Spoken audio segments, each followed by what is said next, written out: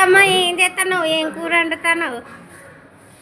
మేమైతే ఈరోజైతే మా అత్తమ్మ వాళ్ళ ఇంటికి వెళ్ళామండి. మా కోసం అయితే మా అత్తమ్మ ఏం స్పెషల్ చేస్తుందో మీరే చూడండి ఫ్రెండ్స్, చూసి చెప్పండి. మా కోసం అయితే స్పెషల్గానైతే బీరకాయ పప్పు అయితే వేస్తుంది ఫ్రెండ్, అదే స్పెషల్.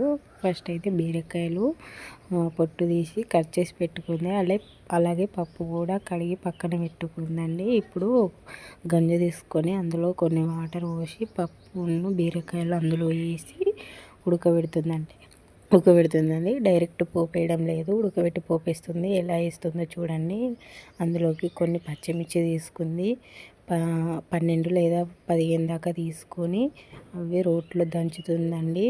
రోట్లో దంచి కొంచెం ఉప్పు వేసుకొని 2-3 వేసుకుంటూ దంచుతుందండి. ఎందుకోసమంటే అది చిన్న రోలు కాబట్టి ఇలా కింద పడిపోతున్నాయి, అందుకోసమని 2-3 వేసుకొని దంచుతుందండి. ఇప్పుడు అది పప్పులో బీరకాయలో వేసుకొని కలిపి కోసేపు ఉడకనిచ్చింది.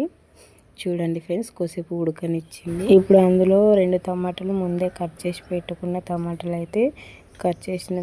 అయితే అందులో వేసింది ఫ్రెండ్స్. టమాటా, మిర్చి, అలాగే పప్పు, బీరకాయలు అయితే కోసేపు ఉడకనిచ్చింది. అందులోకి చిటికెడు పసుపు కూడా వేసుకుంది. చిటికెడు పసుపు వేసుకొని అది ఉడకనిచ్చింది. ఉడుకుడైతే ఉడుకుతుంది ఫ్రెండ్స్. చూడండి, అది దగ్గరికి వచ్చేదాకా ఉంచుకోవాలి.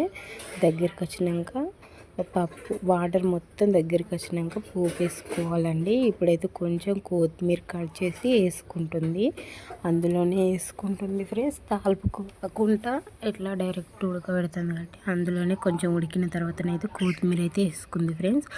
ఇప్పుడు దగ్గరికి రావడం మొదలైంది ఫ్రెండ్స్. దగ్గరికి వచ్చిన తర్వాత పోపు వేసుకోవడమే. ఇప్పుడైతే కడాయి తీసుకొని అందులో 2 టేబుల్ స్పూన్ల ఆయిల్ పోసి ఇప్పుడైతే ఎండుమిర్చి అయితే వేస్తుంది ఫ్రెండ్స్.